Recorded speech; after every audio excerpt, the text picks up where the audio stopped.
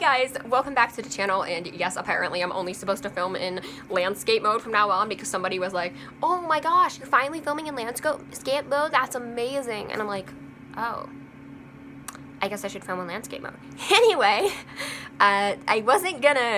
this was not a video. I don't tend to make videos where I rant about things or characters or movies, but my dad and I got into an argument about Star Wars, which happens a lot. Not an argument, but a respectful discussion about Star Wars.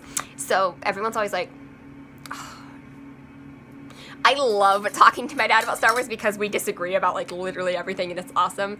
Although when we have opinions, when we agree, they're always unpopular opinions. Like I remember thinking the one part, which is an unpopular opinion, always, it's like, that Luke was good in TLJ. That's like the one unpopular opinion that we share because I fucking love Luke in TLJ. And Rises. Spoilers. Okay, so back to speaking. Wow, I talk so weird. So like, I hope I haven't sworn yet because I just realized if my dad ever watches this video, he's gonna be like, Sarah, you're cussing. Raya, you're cussing. Well, I don't know if this is safe for work. Oops. Anyway, I wanted to talk about Biggs Darklighter and Luke and freaking Obi-Wan Kenobi being weird. Because this was a conversation that I actually had with my dad. So I casually ask questions about sometimes opinions on things. So if you don't know, I'm not going to give background into this because whatever. I'm just going to be talking about it. If you don't know what I'm talking about, look it up, because I'm not going to be that person who's going to be like, oh my god.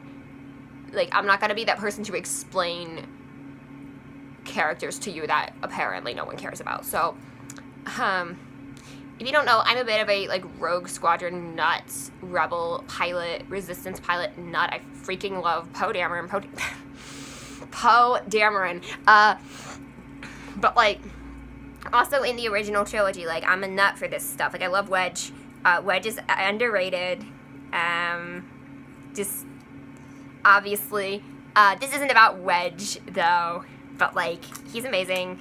I just love, like, I am obsessed, kind of obsessed with it. So, I want to get into what this conversation was. So, basically, there was a deleted scene. It was a deleted scene, with, Biggs and Luke at Tashi Station, and basically, Biggs tells Luke that he's going to defect to the Alliance, because they're going to the Imperial Academy, or Biggs is, that's what Luke is planning to do, so that's kind of what he says, and this is in not little known, but this is a deleted scene I found on YouTube, and it is not in a finished state. Like, clearly, the filming is, like, there's no sets, like, it's an early cut, okay? So, they added back in the scene at the end, towards the end, where, Luke and Biggs, where they, meet on Yavin before the battle, so they added that one back in, but they didn't add these scenes back in. Now, these scenes are really long, and there's a lot of them, but I think they could have interspersed. I don't think they should have added all of it back in. Obviously, that would have just been really redundant, but basically, I asked my dad, would you add those scenes back in, and he's like, no, I wouldn't. So, this started the debate, basically, so the thing is that Biggs is a good idea, but not well developed. That's what my dad was saying. It wasn't developed enough because they had to cut for time, and I understand that, but my argument was, obviously for the original cut, they had to cut for time, but they added the other scenes back, and they added the freaking Jabba the Hutt scene, which was stupid, by the way, because it's literally the same dialogue as the Greedo scene. If you're gonna add the Jabba scene, cut the freaking Greedo scene. And why is Boba Fett there? I don't understand! Anyway, so they added some scenes back in, but they didn't add this scene back in, and my dad's like, it wasn't finished, it's not well shot. I'm like, they could have fixed it with CGI, like, as much as people like to complain about the CGI, oh, they added so much CGI in Mos Eisley that wasn't needed, okay, fine, but if you're willing to do that, why can't you fix this other scene with CGI sets or something. My dad's like, they would have needed to shoot more scenes. They would have needed to get the actor back. I'm like, they couldn't do that because they didn't have human CGI that was that good. The only time they got an actor back was the girl in Jabba's palace. I don't remember her name. I'm really sorry. Like the dancer in Jabba's palace, and they got the actress back 20 years later to shoot the scenes. It was awesome. But I digress. I'm just gonna say now, my problem, this isn't the problem, but basically the argument that my dad came up with for why they cut that for time, and like not just that scene in particular, but why it was important to, they cut it because they just want to see the space stuff. They don't care about what happens on the desert planet, which is a okay reasoning, I guess, if you're trying to sell a movie. Yeah, marketing. I'm personally do care about it, but that's just me. I'm weird. I'm probably one of the only people who actually cares about Big Starklighter. Okay, so that's unrelated, but, okay, so getting back into this. So basically, I have a I don't have a problem, but it's something that bothers me, is my dad basically said, what he said specifically to me was that Biggs is a good idea, but it didn't ruin, but basically what he said was that having that character, they didn't want to detract or take away from the mentor status with Obi-Wan, I guess. So basically what he was basically trying to say is that somehow Biggs' inclusion ruined Obi-Wan's relationship with Luke as a mentor, which is literally makes no sense. Here's why. Because I was like telling my dad, so I used the phrase, I misspoke. I said they're equals. He's like, no, they're not equals. Obviously there's hero worship going on. Obviously there's a dynamic. It's like a big brother thing. Luke is like, I want to be like you when I grow up. Okay, when I grow up, because he literally does not act his age at all. He acts, but that's not the, so yeah, Luke is like, has the maturity of a 12-year-old in episode 4. That's not the point. What I was going to say is that, and I adore Luke's character development, like, throughout the entire trilogy, by the way. That's not related. This isn't a knock against Luke's character at freaking all, because I love Luke. He's, like, my favorite character ever. Okay, so, going back to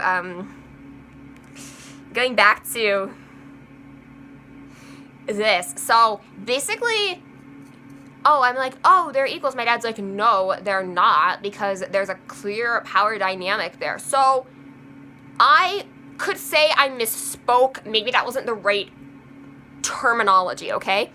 Now, I'm going to get into this because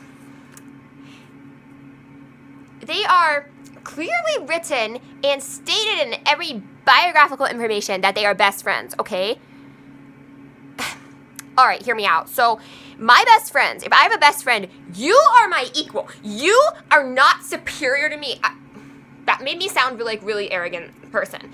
But I mean, I'm not superior to you. I'm not going to have a superiority complex. I'm not going to be like, you're going to do this. Obviously, my relationship with different people is different because certain people are different levels of maturity, different ages, different levels of, relationship. We know in our relationships how these relationships work. You have leaders and followers. You have people who butt heads. I have friends who I am the leader of the group that my friend is kind of follows along. That doesn't mean she's not my equal. That just means she is that type of friend in that situation. Okay, so I want to be very, very clear. If you are my best friend, if you are my friend, you are my equal, and I will die for you. Like, literally, nothing is going to happen to you. Like, you are, like, no. Like, just... So making an argument that, they're not equals because there's competitive or there's a superiority complex, first of all, that makes Biggs look bad, and I'll get into that too. And second of all, it's like saying that even if you want to play it up that way, Biggs, even if you want to play it up like, it's like an older brother relationship, which is fine, but that's literally not at all similar to Luke and Ben's relationship. Ben is like a father figure to Luke, so that's literally not at all similar. I said, for instance, look at Anakin and Obi-Wan. Look at Obi-Wan's relationship with Anakin compared to Obi-Wan's relationship with Luke. It's obviously very different. And with Obi-Wan and Anakin, yes, there's absolutely a power dynamic, and that gets thrown into question, because of course Obi-Wan is Anakin's master. That makes sense. But the problem is that they're still friends, and they're still like brothers. They're not in a father-son dynamic or like a parental figure or a guardian. That's not the dynamic I mean, he is technically a guardian, I suppose, but there's not enough of an age gap between them, and it doesn't really work that way. If I'd see anyone as a father figure to Anakin, it would be Qui-Gon, okay? But that's also not the point.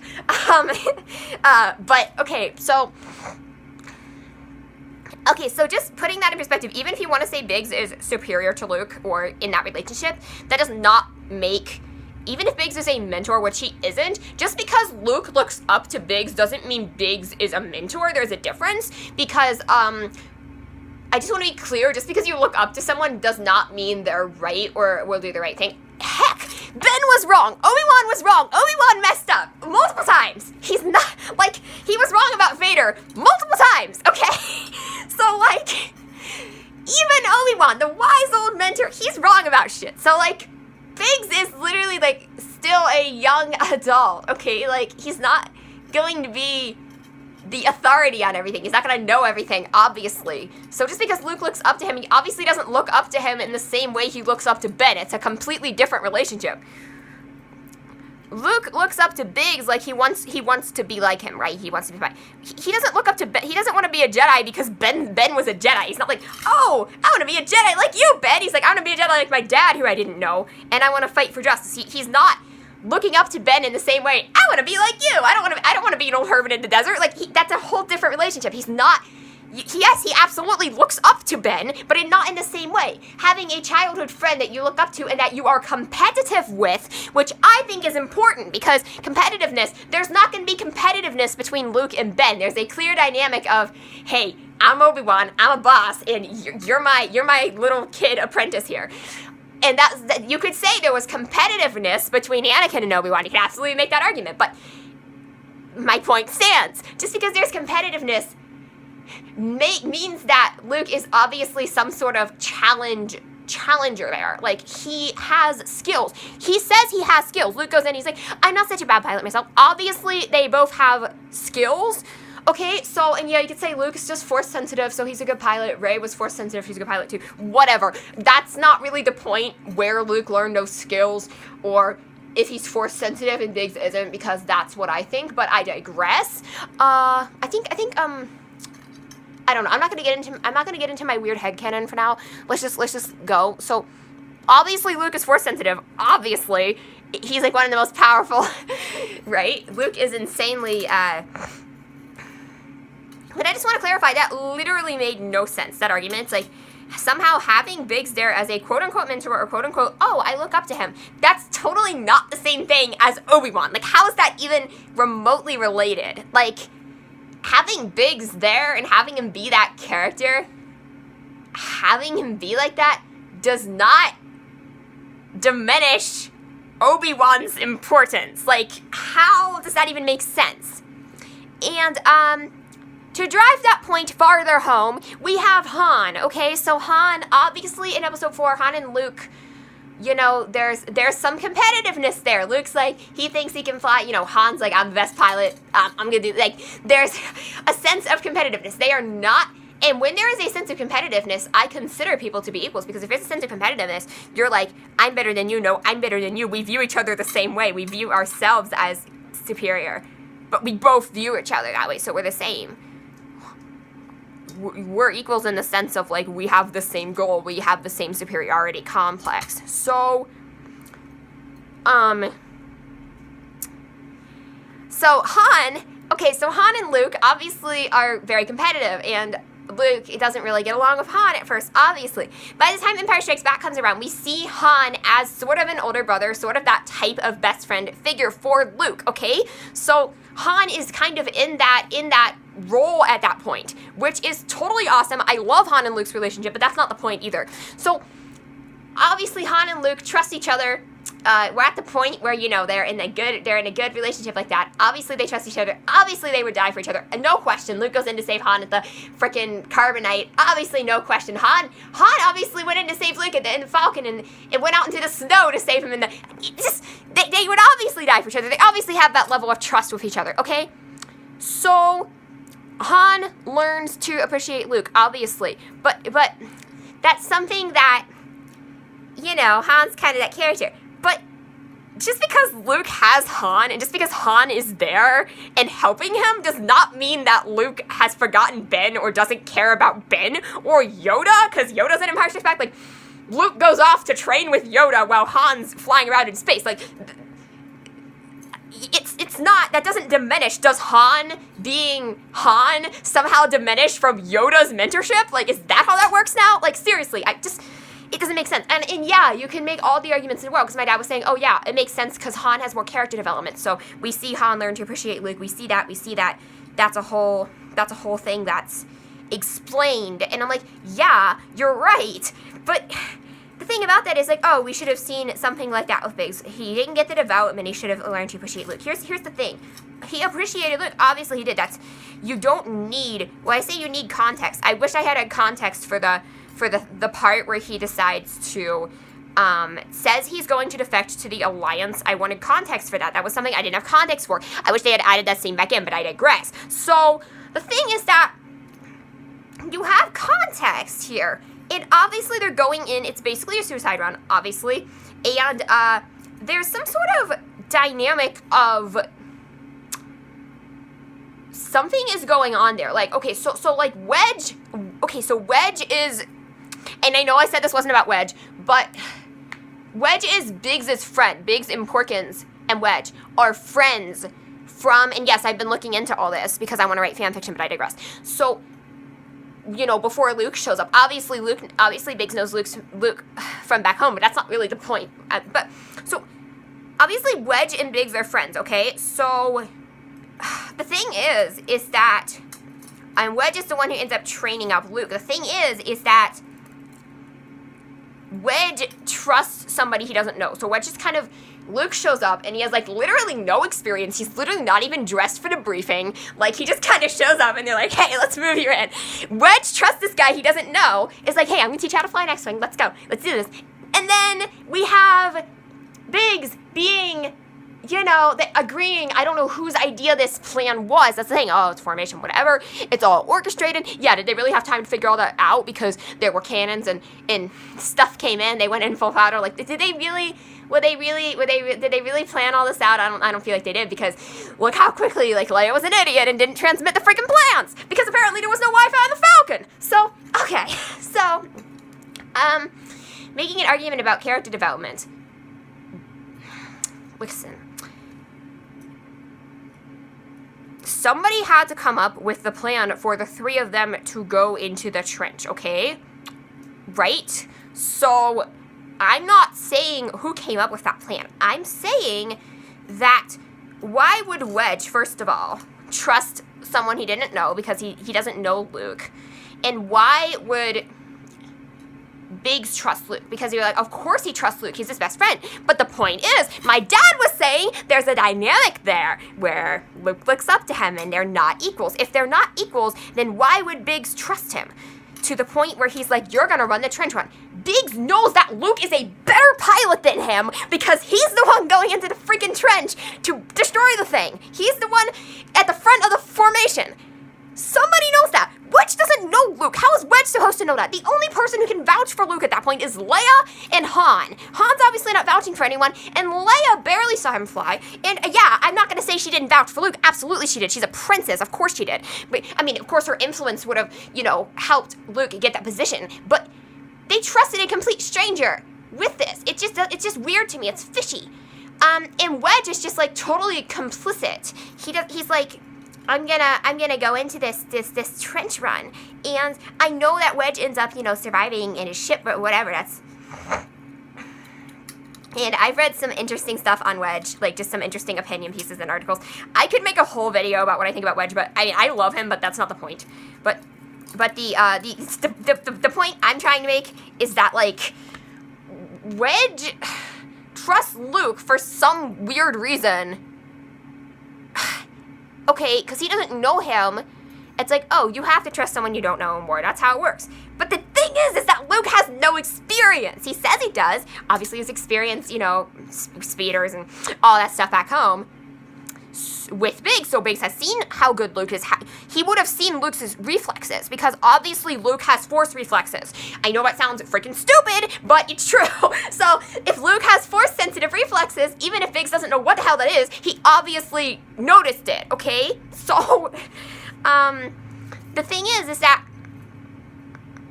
Biggs would have to know that Luke is a better pilot than him in order to agree to him going in. Wedge would have to know this too. Wedge doesn't know that. Wedge would be having to be taking Biggs' word on it, because Wedge doesn't know Luke. So Wedge is just trusts Biggs enough as a friend that he knows that Luke is good, because Biggs has talked about Luke, because he has raved about him. He's been like, my best friend back home, Luke, he's awesome, right? Like, he's a great pilot, blah, blah, blah, blah. Like, of course. Why else would Wedge trust Luke? There's literally no other reason for it. Like, yeah, I get it. You do weird things you're not expected to do in war, but, like, just the kind of relationship that Wedge and Luke seem to have doesn't really make a ton of sense without context. And yes, this is all inferred. That's never stated that Biggs trusts Luke, but obviously he does, and obviously Wedge does too, because Wedge is going in there. Wedge just, he knows, like, that's just how it is. It's just, it's frustrating. It's just, so, at the end of the day, viewing them as equals or not, I mean, how are they not equals? Because, if anything, Luke is the superior one. I know it sounds really stupid, but, I mean, he like, blew up a Death Star, and he has force sensitivity, so, there's that. But yeah, like, it's just having a dynamic of, like, oh, they're trying to play it up a certain way. Yeah, they could have played it up a certain way. And you can say there weren't enough scenes to explain it, and I totally get that, but it's inferred, okay? It's inferred that there is a trust dynamic. Like I said, I trust my best friends. I am not going to ever, and I don't trust people easily. I have trust issues, okay? Like, I am not going to ever say, oh,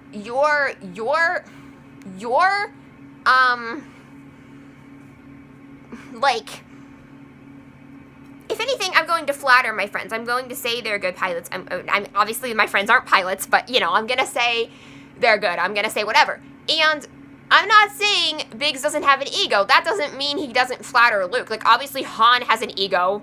Like, Han went in to save Luke. Obviously, just because Han has an ego doesn't mean he doesn't care. I'm not saying that, oh, I'm going to flatter my friends and not flatter myself, or I'm totally shit. Like, I'm not saying that. I'm just saying, like, why would Wedge trust Luke? And obviously Biggs they obviously trust each other for the formation. Like, that is obviously, you have to have some level of trust. You can just be like, oh, I'm just gonna go in and die for you. I don't even know you. Like, that makes literally no sense. And you can make arguments about Wedge pulling out, because I've seen arguments be made. Again, I don't want to get into that too much, because that's, like, not relating to this. But Wedge, obviously, I think his ship was in good shape, but he was going too slow, and he couldn't have kept up, and he wouldn't have been any use because the pilots would have ignored him, because they said stay on the leader. So that's beside the point, getting into the whole Wedge thing. But it was a really interesting article that I read regardless about Wedge being a chicken, but I digress. So nothing against Wedge. I love Wedge. Nothing against Wedge. I'm just being clear right now. Just okay, so okay, so at the end of the day, it's just one of those things that I always just think about when I think about this stuff, and I'm like, had we had a scene, I would have just liked a little bit of background on, I'm defecting, or just some sort of background, like, on it, which, okay, whatever, if you want to exclude that, that's fine. That's not even my issue. My issue was that my dad said that somehow implied a mentor-style relationship. In other words, to replace Obi-Wan, which, again, their relationship is literally not at all remotely similar. Like, just how is that even a thing? Like, I have a friend, okay? I had a friend who's, like, literally, like, 8 years older than me. She was, like, super, like, cool. I would always hang out with her. She's, like, my older sister, okay? And, like, okay, so, but, like, and, I trust her. She has some authority. She was an adult, right? But it was never like she was bossing me around, or she's like, I have all this authority. It was always like, you're my friend. You're my equal, right? Okay, but then I have a mentor. I have a lady that I know who is a mentor, okay? And she is like totally not in the same ballpark. She's many years older than me, obviously older, wiser, but has that dynamic of you're my mentor and I trust you with certain things. I trust you to know about certain things. You're not my, I mean, yes, you're my friend, but it's not the same dynamic at all. So it's just clarifying that just because someone is older than you or has an ego or whatever does not mean that that's some sort of automatic, oh my god, this is a mentor relationship. Like, I know Han likes to tease Luke about, he can't even take care of himself, blah, blah, blah, blah, blah. But obviously Luke, they have strengths and weaknesses compared to each other, Luke and Han. But I'm just clarifying that I can absolutely agree there wasn't enough development. I can want answers, I can want more scenes, whatever. That was my entire point. But basically saying that the relationship is not equal or not equivalent, that as best friends they're not equivalent. If Biggs, genuine question, putting that out there, if Biggs viewed himself as superior to Luke, he would have gone into the trench run at the front of the formation and he would have let Luke cover him and he would have let Luke die because I'm better, I can get the shot in better than him. That's not what happened. It was the other way around because obviously, and Luke is not the type of guy who's gonna like push himself in there and be like, yeah, I'm gonna get this shot in, you guys just do this. Like, okay. Luke is not that type of guy. Like, okay. So I just, especially not that early. Like, he's shy. He probably doubts his own abilities at that point. So, just, like, how does that even make sense? If you don't view someone as your friend or your equal, if you don't view someone as anything other than, oh, you're just this whiny kid who wants to be like me when I grow up, why the fuck would you die for them? Genuine question. Unless you're just a nice person.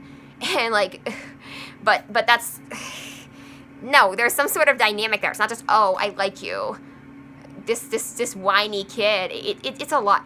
Even if it's like your little brother, like, yeah, I get the point, but why would you let him take the glory if that's the freaking point? If you're competitive to the point, which yes, they are, but this is about winning. This is about saving your lives. This isn't about taking the freaking glory. So it's like, why would you? It literally makes no sense. So any sort of argument that they are not equal or that they are, you know, the dynamic between them is just messed up, is stupid. And I can just say right now that in its entirety is false. And I can debunk it from, I'm a writer. I know how to write characters. I know how to like write characters that are like friendships and dynamics. And it's probably one of my favorite things to write is how different friendships work, how different relationships between characters and just how they interact with each other. That's probably one of my favorite things to write and absolutely love the dynamics there. So yes, there are dynamics and I love it. I think it's super interesting. But in terms of what my dad was saying, no, Biggs does not replace Obi-Wan, and I don't know how in the world that could happen. That makes literally no sense. So at the end of the day, that's really all it is. It's just me rambling about Star Wars because of course I'm doing that.